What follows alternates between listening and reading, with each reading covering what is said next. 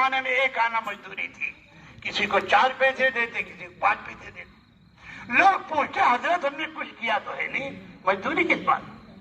हजरत फरमाते थे आपके आने से हमारी नमाज 25 गुना हो गई, 27 गुना हो गई, अगर आप ना आते तो हमारी नमाज 1 गुना होती।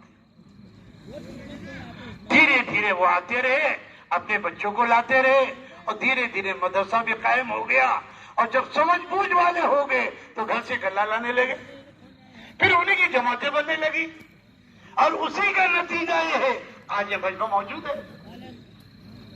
सबसे पहले मेवातियों ने पूरे आलम में सफर किया है। अरे क्या नहीं किया? जिन्हें खाने का सलीका नहीं, जिन्हें बोलने का सलीका नहीं, जिन्हें बिस्तर बांधने का सलीका नहीं, अल्लाह ने भी फरमाया अनकरीब जमाना आएगा मैं अपना काम ऐसे लोगों से लूंगा न जिनके पास इल्म होगा न जिनके पास हिल्म होगा। साहबा ने पूछा से उनको इल्म दूंगा, मैं अपने हिल्म में से उनको हिल्म दूंगा।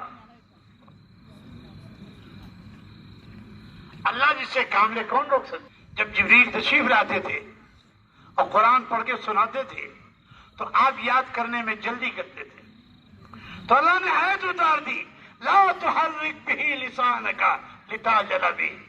नबी जी आप जल्दी न करें, इन्ना अलैना जमअहु व कुराना, मेरे दिन में उसका जमा करना है। फैदा जब वो कुरान पढ़े फत्तबि कुराना, आप आहिस्ता पढ़े। नबी उम्मी से अल्लाह ने पूरा काम लिया नहीं किया। अरे बोलो, जो एक लिखना पढ़ना नहीं जानता, हमारे कारी सिद्दीक साहब रहमतुल्लाह अलैह, अल्लाह उनकी कब्र को नूर से मुनव्वर फरमाए, कहा करते थे लक़ब उम्मी है लेकिन इल्म का दरिया बहाते हैं। लक़ब उम्मी है लेकिन इल्म का, उनसे बड़ा कोई आलिम नहीं। अल्लाह के बाद सबसे बड़ा मकाम उन्हीं का है, अल्लाह के बाद। तो अल्लाह ने इरादा किया आप लोगों से काम लेने का, तो अगर आप ये तय कर लो कि इंशाअल्लाह हमें अपनी अपनी बस्तियों में, अपने अपने महलों में, अपने अपने गांव में कहीं टकराना नहीं है, जहां गुंजाइश होगी वहां काम शुरू करना है। तुमसे तो इंशाअल्लाह भी नहीं निकल रहा है। इंशाअल्लाह नहीं, इतने ढीले आदमी कर्नाटक वाले हैं, इनसे इंशाअल्लाह भी नहीं निकल रहा। अरे करोगे ना इंशाअल्लाह? इंशाअल्लाह। अब अगर इतने लोग रोजाना मशवरा करने लगे, रोजाना तालीम में पढ़ने लगे, रोजाना मुलाकात करने लगे, और एक आदमी रोजाना पढ़े, तो बताओ महीने में 30 हो जाएंगे नहीं होंगे? अरे बोलो, अरे मुंह से बोलो ना, ये यूं बोलते यूं अजीब आदमी। फिर जाओ अपने दोस्त के पास, अपने जानने वाले के पास, अपने पहचानने वाले के पास जो आपकी बात मानता है। हुजूर भी गए तो सिद्दीक अकबर के पास, इनकी पुरानी दोस्ती थी।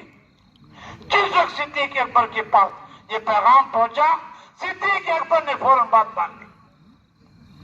मेराज का वाकया पेश आया। सबसे पहले हुजूर ने आकर अबू जहल को सुनाया जो सच आपके खिलाफ। अबू जहल ने जाकर सिद्दीक अकबर को सुनाया, सुना आपके दोस्त क्या कहते हैं।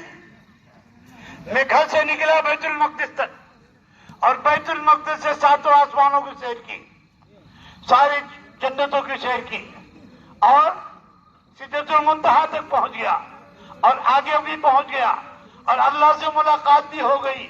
और इतनी देर में यह सफर हुआ कि गया तो बिस्तर गर्म था और कुंडी हिल रही थी, वो कुंडी हिलती रही।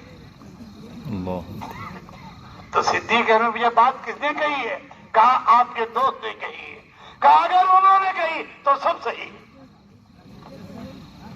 उन्होंने दिमाग नहीं चलाया, उन्होंने कहा तो सब सही।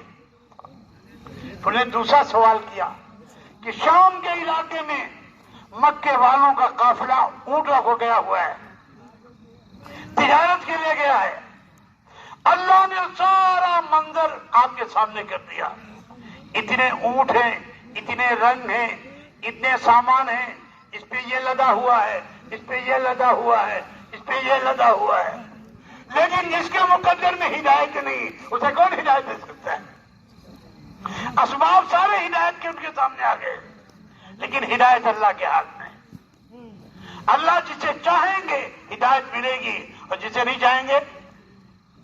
جب ابو طالب کا انتقال ہو گیا، مارے غم کے حضور بیٹھ گئے، بوجھ ہوا آپ پر، جبریل تشریف لے آئے، اللہ کا سلام عرض کیا اور قرآن کی آیت سنا دی، نبی جی انک لا تہدی من احببت، آپ جسے چاہیں ہدایت مل جائے، ایسا نہیں ہوگا، ولکن اللہ یہدی من یشاء۔ لیکن ہمارا کام کیا ہے؟ نہ کسی شکایت کریں، نہ کسی کی غیبت کریں، نہ کسی کی برائی کریں، نہ کسی کی برائی سنیں، اپنے کام سے کام، اور سب کے لیے خیر خواہ بنے رہے۔ جو ملے السلام علیکم، آئیے تشریف لائیے، چائے نوشی کھائیے، سموسہ کھائیے، میٹھا کھائیے، گوشت کھائیے، قیمہ کھائیے، خوب کھلاؤ خوب پلاؤ، ہو گیا؟ یہ مت سمجھو وہ ہمارا دشمن ہے، وہ ایک حال میں مبتلا ہے، اور حال موقع کا جو آیا ہے کسی جرم کی وجہ سے آیا ہے، کسی غلطی کی وجہ سے آیا ہے، کسی نافرمانی کی وجہ سے آیا ہے۔